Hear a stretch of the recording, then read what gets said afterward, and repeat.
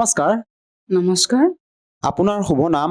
নন্দিনী শ্ৰী দাসী, আপুনি ক'ৰ পৰা আহিছে? গণেশগুৰি হেঙেৰাবাৰী। আপুনি সন্ত ৰামপাল গুৰুমহাৰাজৰ সৈতে কেতিয়া জড়িত হৈছিল? মই 25 ফেব্ৰুৱাৰী 2020। আপুনি সন্ত ৰামপাল গুৰুমহাৰাজৰ পৰা দীক্ষা লোৱাৰ আগতে অন্য কিবা ভক্তি সাধনা কৰিছিলনে? মই তেতিয়া শ্ৰীকৃষ্ণ, শিৱ, 33 কৰোৰ দেৱ দেৱী দেৱতাৰ পূজা সাধনা কৰিছিলোঁ। আৰু সেই সাধনাবোৰ আপুনি কেনেধৰণে কৰিছিল? মই প্ৰথমতে গুৰু ধাৰণ কৰিছিলোঁ। মই পূজ্য পৰমাত্মা ৰামপালজী গুৰুদেৱৰ চৰণত অহাৰ আগতে মই 3গৰাকী গুৰু ধাৰণ কৰিছিলোঁ আৰু গুৰু ধাৰণ কৰি পেলাই মই পূজা কৰিছিলোঁ তেওঁলোক। আৰু সেই সাধনাবোৰ কৰি থকা স্বত্বেও আপুনি সন্ত ৰামপাল গুৰুমহাৰাজৰ শৰণলৈ কিয় আহিব লগা হ'ল? মই যেতিয়া প্ৰথম গুৰু ধাৰণ কৰিছিলোঁ, তেখেত আছিলে গুৰুমা আছিলে, বুলবুলি ফাংচু আছিলে তেওঁৰ নামটো। তেওঁ মানে শাসন শিৱ পূজা কৰিছিলে। তেওঁ মধু খাইছিলে, মাংসও খাইছিলে, মাছ মাংস চব খাইছিলে। তেতিয়া মানে মই তেতিয়া ভেজিটেৰিয়ান আছিলোঁ, মাছ মাংস খোৱা নাছিলোঁ। তেতিয়া মই গীতাও পঢ়িছিলোঁ।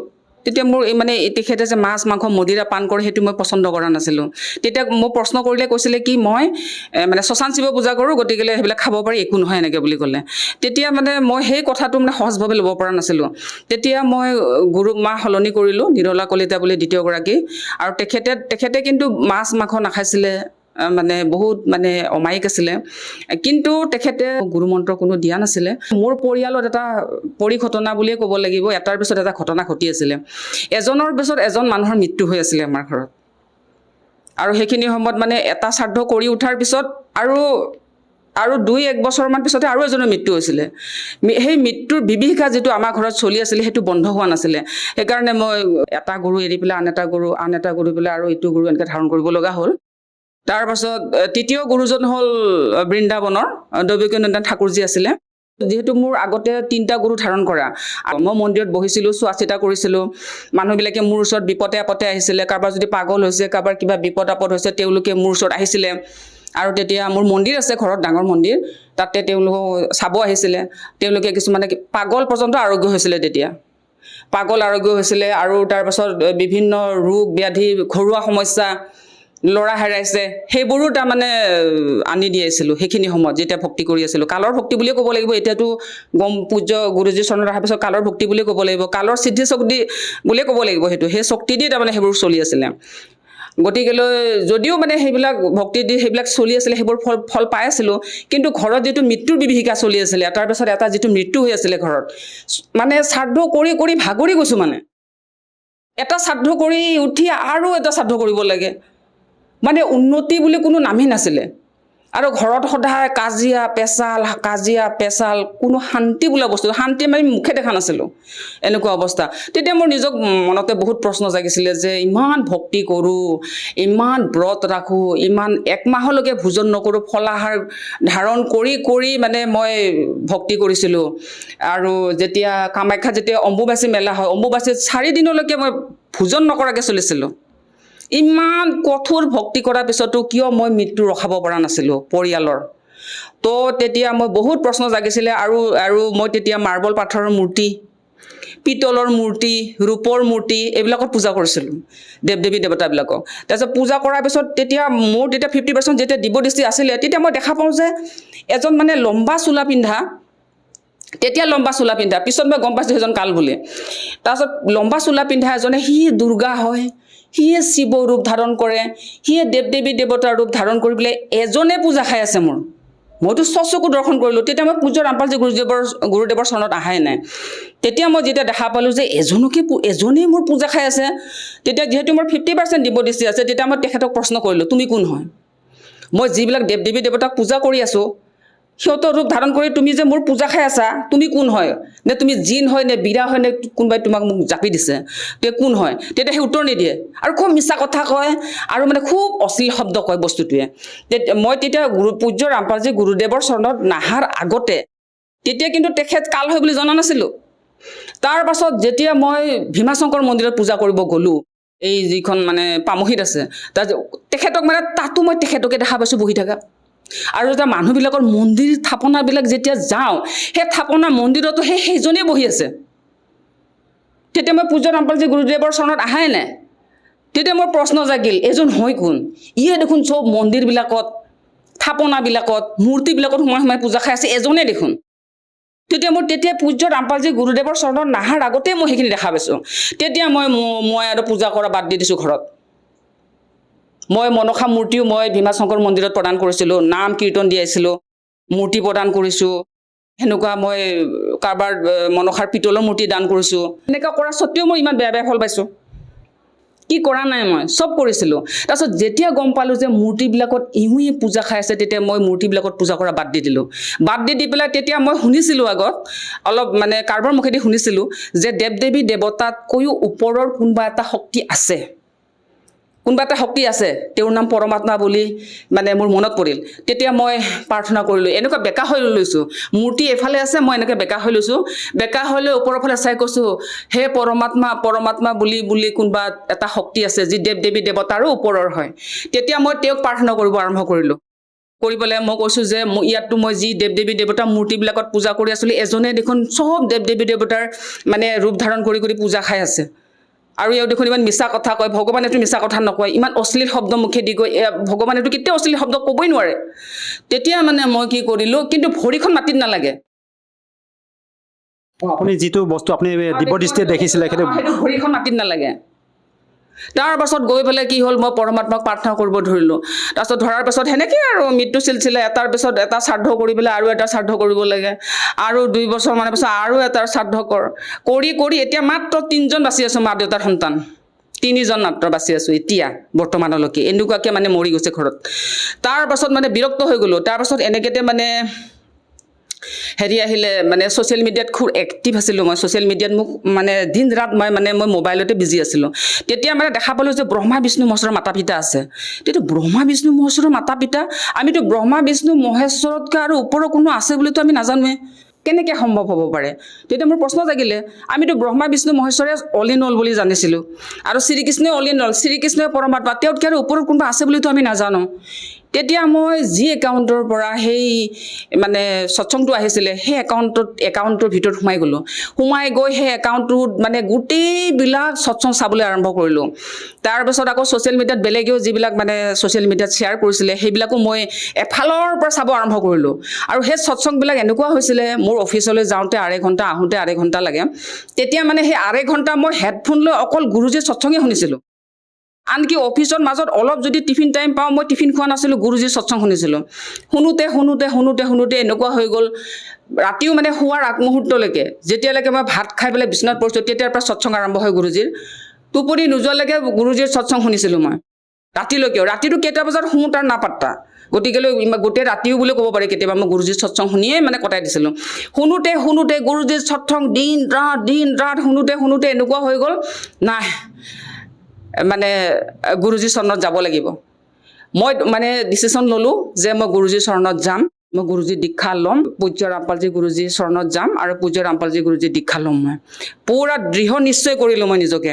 তেতিয়া কাৰণ কিয় দৃঢ় নিশ্চয় কৰিলোঁ, কাৰণ পূজ্য ৰামপালজী গুৰুদেৱে বেদ গীতা গোটেই ফালি মানে চেপ্টাৰ ৱাইজ আঙুলি দি পেলাই শিকাইছে যে এইটোত এনেকৈ লিখা আছে, এইটোত এনেকুৱা লিখা আছে। তেতিয়া মানে মই বহুত কিছুমান শাস্ত্ৰত যিবিলাক মই আগত পঢ়িছিলোঁ, যিবিলাক বুজি পোৱা নাছিলোঁ, উলট পালট লাগিছিলে, এইটোৰ লগত এইটো মিল নাথাকে, ইটোৰ লগত এইটো মিনিঙৰ মিল নাথাকে, সেইবিলাক মোৰ আগৰ পৰা মানে বহুত কুৱেশ্যন জাগা আছিলে। গুৰুজীৰ সৎসংবিলাকত মই সকলো প্ৰশ্নৰে মই উত্তৰ পাই গৈছিলোঁ।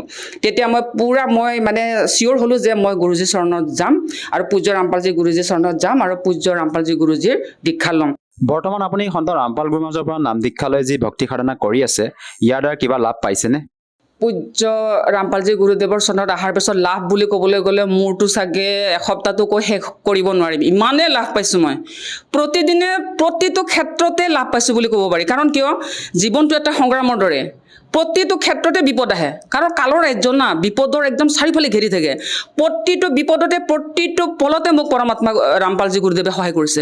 যমলোক দেখি গৈছোঁ, যমৰ খাতা দেখি গৈছোঁ, কালৰ লোক দেখি গৈছোঁ, কিন্তু মই কালৰ লোকত প্ৰৱেশ কৰা নাই। তাৰ পাছত আকৌ পৃথিৱী, আমাৰ যিখন পৃথিৱী আছে সেনেকুৱা নিচিনা আৰু বেলেগ পৃথিৱীবিলাককো মই দৰ্শন কৰিছোঁ। পূজ্য ৰামপালজী গুৰুদেৱে মোক অমৰ লোকলৈও লৈ গৈছে, সৎলোকত। অমৰ লোক কেনেকুৱা, সেই অমৰ লোকৰ? অমৰ লোকটো ক'বলৈ গ'লে মোক মানে প্ৰথম গুৰুমন্ত্ৰৰ পিছতে লৈ গৈছে। ছতনামলৈকে নহয়, তাৰ আগতে মোক লৈ গৈছে গুৰুজীয়ে। প্ৰথম গুৰুমন্ত্ৰতে মোৰ ঠাট পাপৰ গাঁঠি ফাটিছে। মই তাৰ পাছত লৈ পেলাই গুৰুজীয়ে লৈ গ'ল অমৰ লোকত। গৈ পেলাই দেখুৱাইছে মানে মোৰটো চান্দিৰ মেহেল, ৰূপৰ মানে মেহেল হয়, বম মেহেল। তাৰপাছত তাত মানে ধুনীয়াকৈ চোফা টোফা আছে। তাৰপাছত কৈ পেলাই কৈছে তুম জব আওগে, হিন্দীত কৈছে গুৰুজীয়ে।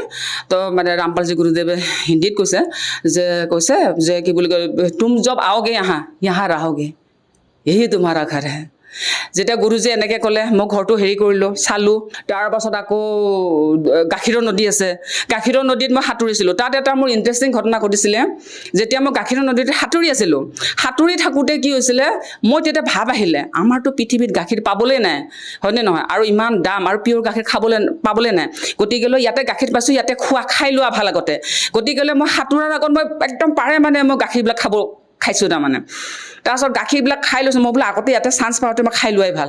এইখিনিতে এটা কথা জানিব বিচাৰিছোঁ যে যিহেতু আপুনি কৈ আছে এই ঘটনাবিলাক আপোনাৰ বাস্তৱিক জীৱনত হৈছিল নে আপোনাৰ সপোনৰ কথা কৈছে আপুনি? সপোনৰ নহয়, একদম চকু দিন দুপৰৰ ঘটনা কৈ আছোঁ মই, চকু, সপোন নহয়। লোক, মোৰ জমৰ খাতা ব্লেংক হৈছে, সেইটো মই চকু দৰ্শন কৰিছোঁ। তপ্তশিলা নৰক চকু দৰ্শন কৰিছোঁ মই।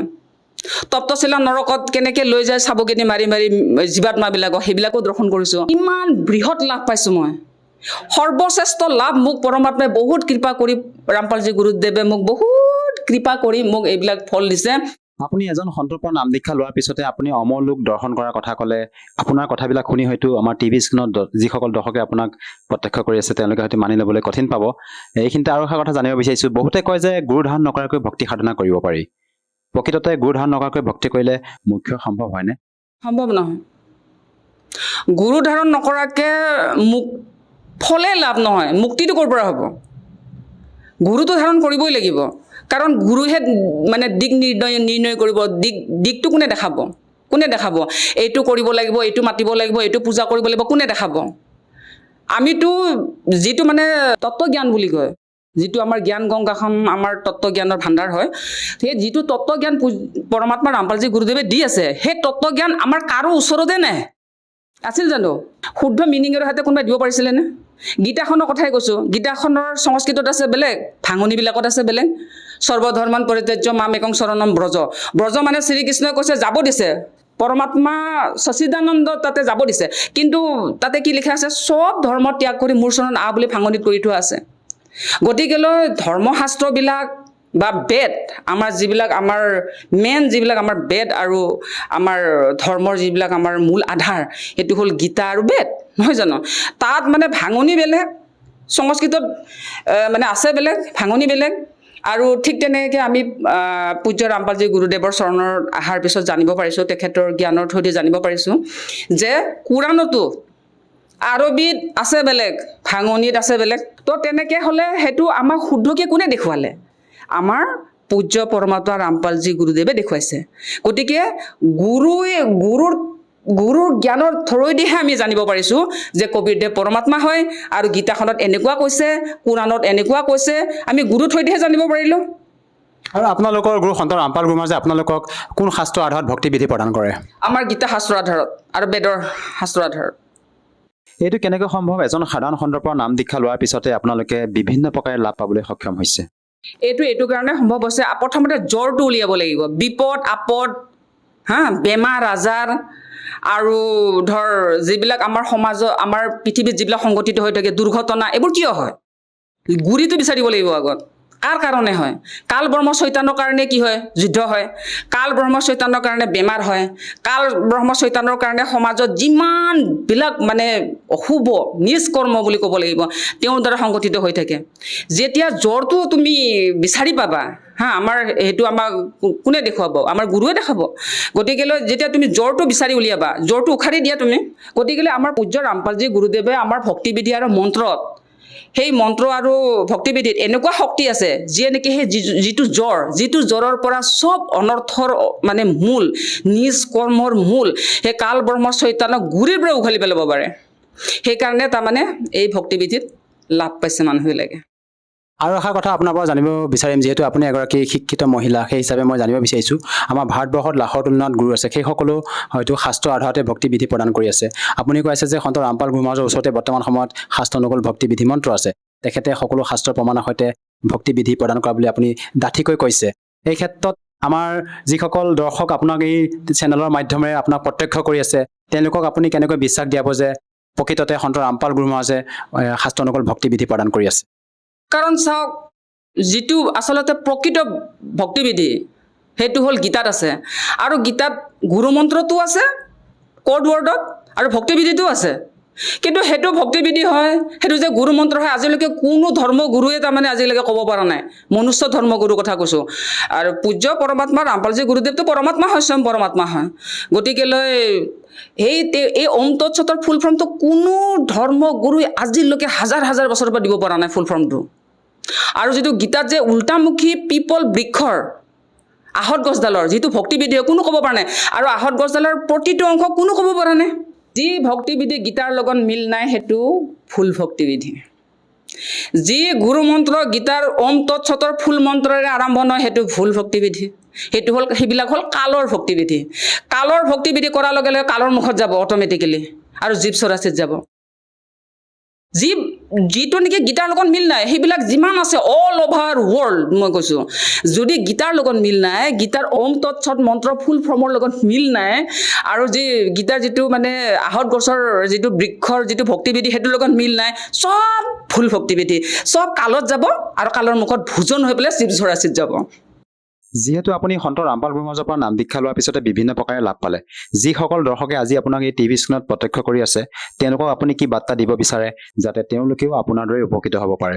তেওঁলোকক মই এইটোৱে বাৰ্তা দিব বিচাৰোঁ, স্বয়ং যি পৃথিৱীৰ ওপৰত আপোনালোকে আছে, বাস কৰি আছে, সেই পৃথিৱীখন যিয়ে সৃষ্টি কৰিছে, আৰু আপোনালোক মনুষ্যবিলাকক যিয়ে সৃষ্টি কৰিছে, সেই সৃষ্টিকৰ্তাৰ ৰচনহাৰ মূল মালিক কবিৰ পৰমাত্মা, যি বেদ গীতা সমস্ত ধৰ্মশাস্ত্ৰৰে প্ৰমাণিত হৈছে, সেই কবিৰ পৰমাত্মাক ভক্তি কৰিব আৰম্ভ কৰক।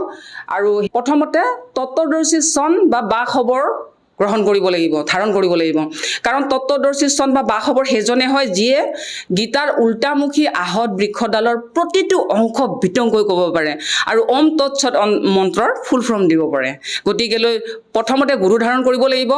গুৰুৰ মাধ্যমেৰে আপোনালোকে কবিৰ পৰমাত্মাক প্ৰাপ্ত কৰিব পাৰিব। আৰু কবিৰ পৰমাত্মাক প্ৰাপ্ত কৰাৰ পিছত কাল, যাৰ কাৰণে মানুহ বৃদ্ধ হয়, যাৰ কাৰণে বেমাৰ আজাৰ হয়, সেই কাল ব্ৰহ্ম চৈতান তেওঁৰ সেই ভক্তজনৰ ওচৰত কোনোদিনে আহিব সাহস নকৰিব। যদিহে কোনো লোকে সন্ত ৰামপাল গুৰু মহাৰাজৰ পৰা বিনামূলীয়াকৈ নাম দীক্ষা ল'ব খোজে, সহজভাৱে কেনেকৈ ল'ব পাৰিব?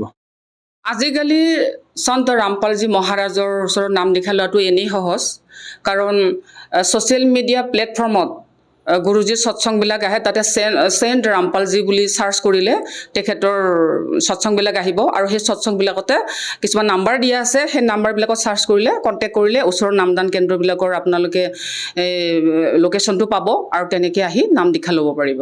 ধন্যবাদ থাকিল। ধন্যবাদ।